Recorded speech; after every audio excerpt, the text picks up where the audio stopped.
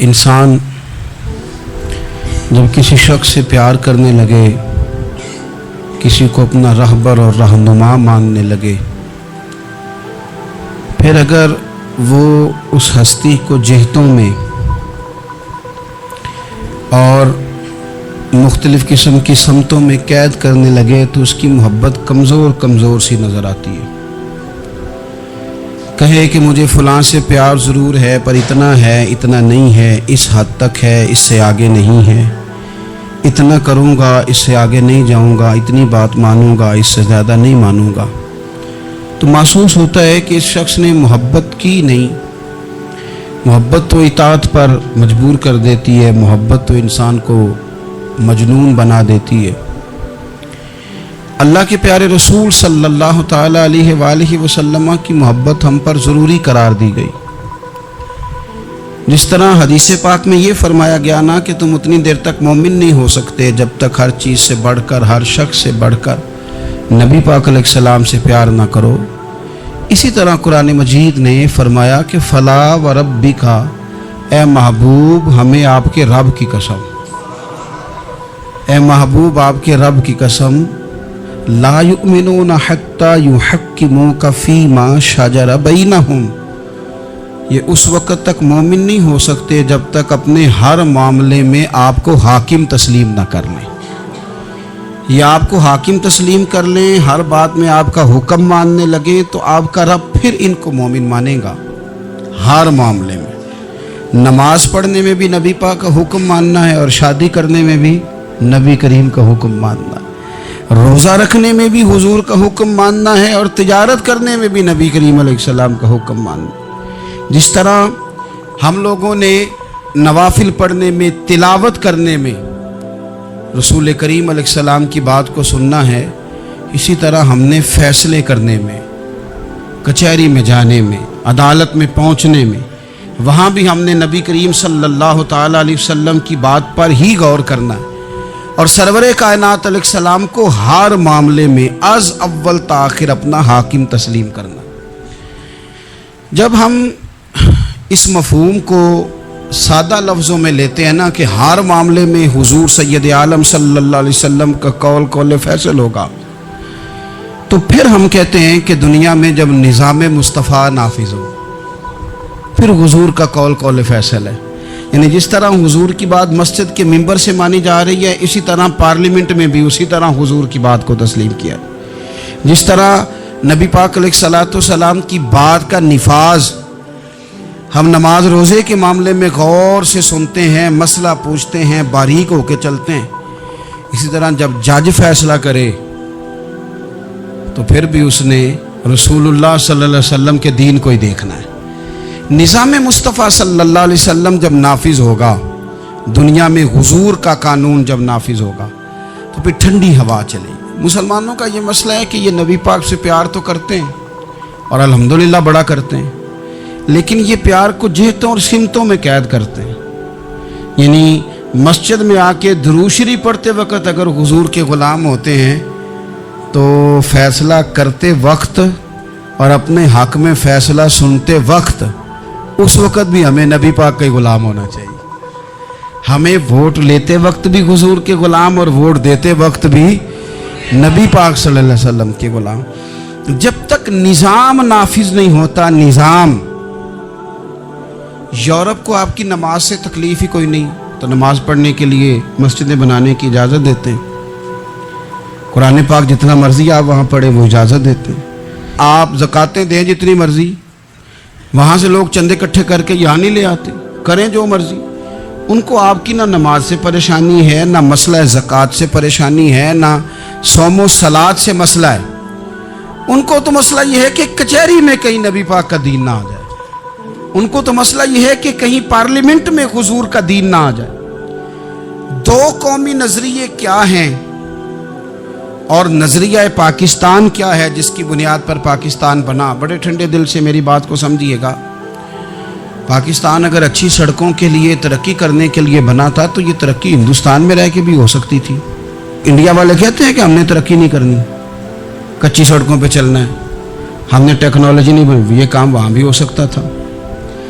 अगर آپ یہ کہیں کہ پاکستان جمہوریت کی مضبوطی کے لیے بنایا تھا کہ ڈکٹیٹر کوئی نہیں آئے گا، صرف جمہوری قوتیں کام کریں گی، تو جمہوریت میں تو انڈیا بظاہر آگے نکل گیا ہے، ان کی جمہوریت تو زیادہ اچھی نظر آتی ہے، کبھی ڈکٹیٹر نہیں آیا۔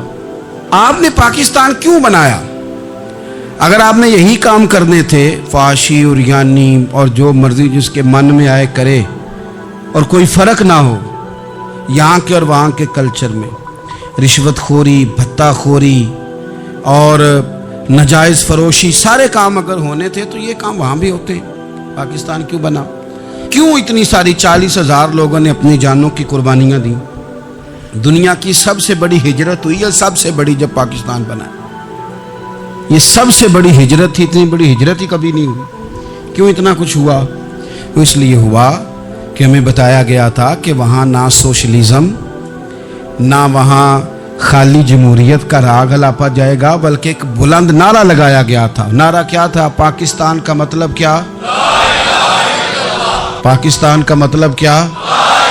لا الہ الا اللہ محمد رسول اللہ صلی اللہ علیہ۔ یہ عنوان بنایا گیا۔ غریب آدمی کو بتایا گیا کہ جب پاکستان بنے گا تو وہاں حضور کا نظام نافذ ہوگا، جاگیردار کی اور غریب کی تفریق ختم ہوگی۔ جس طرح امیر کے بچے کو کالج میں داخلہ ملے گا، غریب کے بچے کو بھی ملے گا۔ وہاں بتایا گیا کہ لوگ وہاں ہر لحاظ سے اپنے آپ کو برابر سمجھیں گے۔ وہاں وہی بات ہوگی جو جناب صدیق اکبر کرتے تھے، وہاں وہی جملے دہرائے جائیں گے جو حضرت عمر فرماتے تھے، وہاں اسی طرح غریب پر سخاوت کی جائے گی، اسے دیا جائے گا جس طرح حضرت عثمان غنی کرتے تھے، وہاں اسی طرح فقر کا دور دورہ ہوگا، سادگی کا حسن ہوگا، اپنائیت کا نور ہوگا جو مولا علی شیر خدا نے عطا فرمایا تھا۔ اس سوچ کی بنیاد پر پاکستان بنایا گیا، اس سوچ کی بنیاد پر، اور اسی سوچ کو آگے لے کر کے جایا گیا۔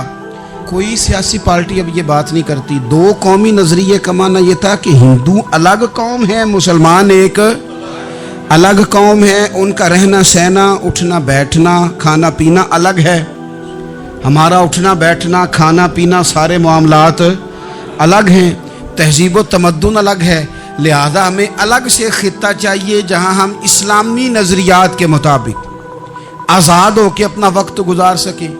اس دو قومی نظریے کی بنیاد پر، دو قومی پہلے تو علامہ اقبال اس کے قائل نہیں تھے۔ علامہ اقبال کا پہلے خیال یہ تھا کہ سارے جہاں سے اچھا ہندوستان ہمارا، یہ اقبال نے لکھا تھا۔ پھر اقبال کہتے ہیں میری سوچ بدلی، اور پھر میں نے کہا کہ نہیں، خطوں کے زور پہ نہیں، آپ رنگ نسل کے زور پہ نہیں، بلکہ کہنے لگے کہ اپنی ملت پر قیاس اقوام مغرب سے نہ کر، خاص ہے ترکیب میں قوم رسول ہاشمی۔ آپ جو تقسیم کریں گے، یہ جو تقسیم ہوئی ہے نا عرب کی، یہ مذہب کی بنیاد پہ نہیں ہوئی، یہ تو ان کی ذاتی لڑائیاں تھیں، چھوٹا سا دبئی بن گیا، چھوٹا سا مسقط، چھوٹا سا ابو ظبی، یہ تو ان کی ذاتی لڑائیاں تھیں، قبیلوں کی لڑائیاں تھیں، جنگیں تھیں، چھوٹے چھوٹے ملک الگ سے تقسیم ہو گئے۔ یہ مذہب کی بنیاد پہ ایسا نہیں ہوا۔ دنیا میں جتنی ریاستیں ٹوٹ کر بڑی ریاستوں سے الگ ہوئی تو اس میں یہ تھا کہ ہماری قوم الگ ہے، ہم سردار علیحدہ سے ہیں، اس لیے ہم علیحدگی پسند ہیں۔ دنیا کے اندر دو ہی وطن ہیں جو دین کے نام پہ بنے، دو ہی اسٹیٹ ہیں جو اسلام کے نام پر وجود میں آئیں، پہلی مدینہ منورہ ہے اور دوسری پاکستان ہے۔ خالص مذہب کے نام پر یہ دو ریاستیں وجود میں ہیں، ایک مدینہ طیبہ اور دوسرا پاکستان۔ پاکستان کا مطلب کیا؟ لا الہ الا اللہ محمد رسول اللہ صلی اللہ علیہ وسلم۔ اس بنیاد پر اس وطن کو، خطے کو حاصل کیا گیا، یہی نعرہ لگایا گیا، یہی نعرہ محمد علی جناح لگاتے تھے، یہی ڈاکٹر اقبال لگاتے تھے، یہی نعرہ چودھری رحمت علی لگاتے تھے، یہی وہ نعرہ تھا جس نعرے کو تحریک پاکستان کے قائدین نے آگے پہنچایا۔ اس زمانے میں جو رائٹر لکھتے تھے ان کی تحریریں آپ آج بھی نکال کے دیکھ لیں، وہ کہا کرتے تھے کہ پاکستان قائم ہوگا تو امیر غریب کی تفریق ختم ہوگی، پاکستان میں وہی نظام آئے گا جو نظام رسول پاک صلی اللہ علیہ وسلم لے کے آئے، قرآن کو نافذ کر دیا جائے گا۔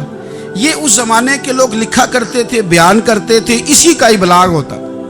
پتہ نہیں پھر کس کی نظر لگی، کیا ہوا، اور تحریک پاکستان میں جذباتی طور پر علماء نے کردار ادا کیا۔ علماء نے، حضرت مولانا عبد الحامد بدایونی، حضرت مولانا سید نعیم صاحب مراد آبادی، حضرت مولانا عبدالعلیم صاحب میرٹھی، اور ایک بڑا نام امیر ملت حضرت پیر سید جماعت علی شاہ صاحب محدث علی پوری، 100 سال سے زیادہ عمر کے بابا جی تحریک پاکستان کے لیے جلسے ہو رہے ہیں۔ بابا جی سے اٹھا نہیں جاتا، تو جس طرح 4 لوگ چارپائی پہ جنازہ اٹھاتے ہیں، اس طرح 4 لوگوں نے چارپائی پہ بابا جی کو اٹھایا ہوا ہے، امیر ملت سید زادے، اور چارپائی ان کی اٹھا کے جلسوں میں لے جائی جاتی ہے، اور وہ تقریریں کرتے ہیں اور کہتے ہیں سنو بھائی، جو مسلم لیگ کو ووٹ نہیں دے گا پھر ہم اس کا جنازہ بھی نہیں پڑھائیں گے، جو ووٹ نہیں دے گا ہم دفن بھی نہیں ہونے دیں گے اپنے قبرستانوں میں، جو ووٹ نہیں دے گا ہمارا مرید ہی نہیں۔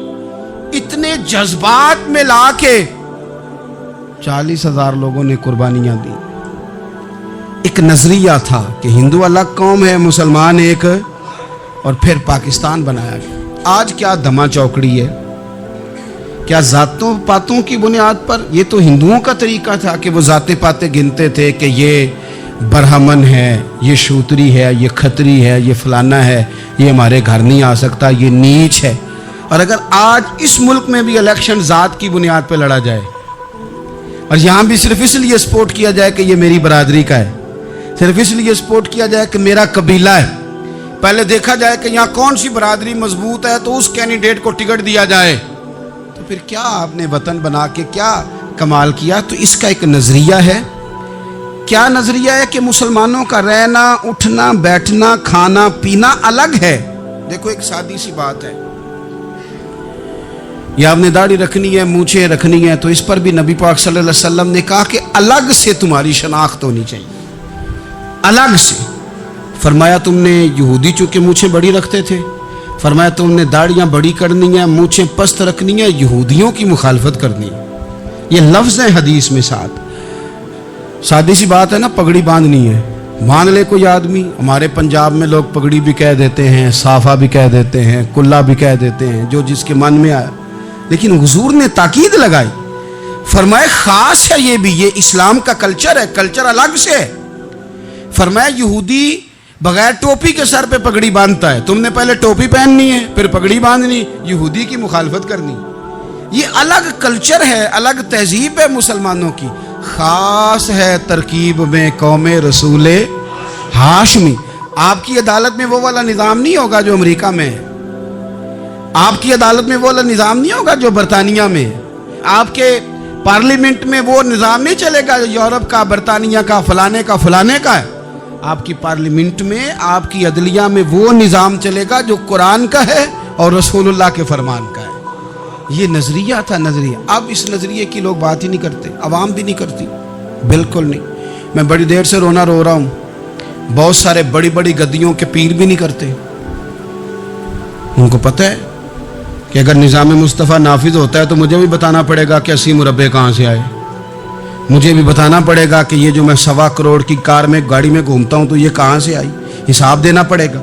اور پھر جب پاکستان بن گیا، قربانیوں کے بعد بنا، آپ نے ناراض نہیں ہونا، میرا مہاجر فیملی سے تعلق ہے، جو عزیز رشتہ دار قریبی یہاں رہتے تھے نا مقامی، وہ تو مہاجروں میں رشتہ داری نہیں کرتے تھے۔ صحیح کہہ رہا ہوں؟ کہتے مہاجر ہے، اچھا جی غیر مسلم ہے، جگہ نہیں دیتے تھے رہنے کو۔ میں کیسے آپ کو بات بتاؤں؟ پھر اس چھوٹی چھوٹی غلطیوں کو لوگوں نے ووٹ بنا کے بڑی بڑی قتل و غارت نہیں کی اس ملک میں۔ اتنا بڑا تکلیف والا منظر تھا۔ میرے دادا جی کی فیملی ساری پاکستان آئی تھی، دادی کی نہیں آئی تھی۔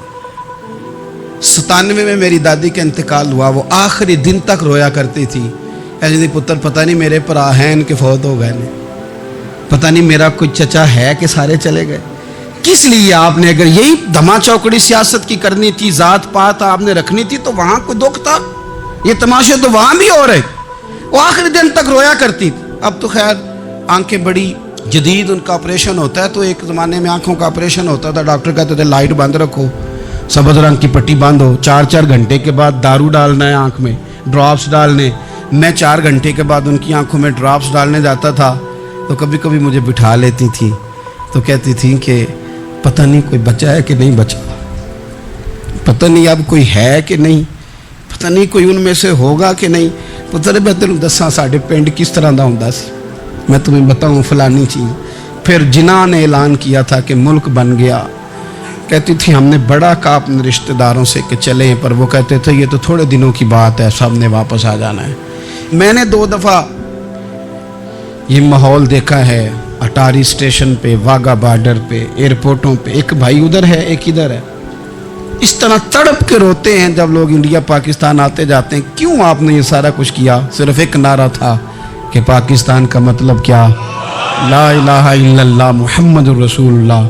صرف ایک نعرہ تھا کہ یہاں ہم حضور کا دین لے کے آئیں گے. وہ دین تم لائے نہیں. انہیں نوابوں, وڈیروں, چودھریوں کے ذمے تم نے کام لگا دیا. اپنے ملک میں حضور کے نظام کے لیے جد و جہد کریں. یہ بنا ہی نبی پاک کے نظام کے لیے. اس کا کوئی دوسرا حل ہو سکتا؟ کوئی حل نہیں. یہ حضور کے نظام کے لیے بنا. 2-3 باتیں آپ کی خدمت میں عرض کرنی ہے جو آپ نے زیادہ غور سے سننی. سب سے پہلے تو پاکستان بدلنے کے لیے ضروری ہے کہ نظام مصطفیٰ کے لیے جد و جہد کی جائے, فکر حسینی اپنائی جائے, اور وقت کے ہر یزید کو للکارا جائے, اور للکار کر کے نظام کے لیے کوشش کی جائے کہ نظام مصطفیٰ اس ملک میں نافذ ہو.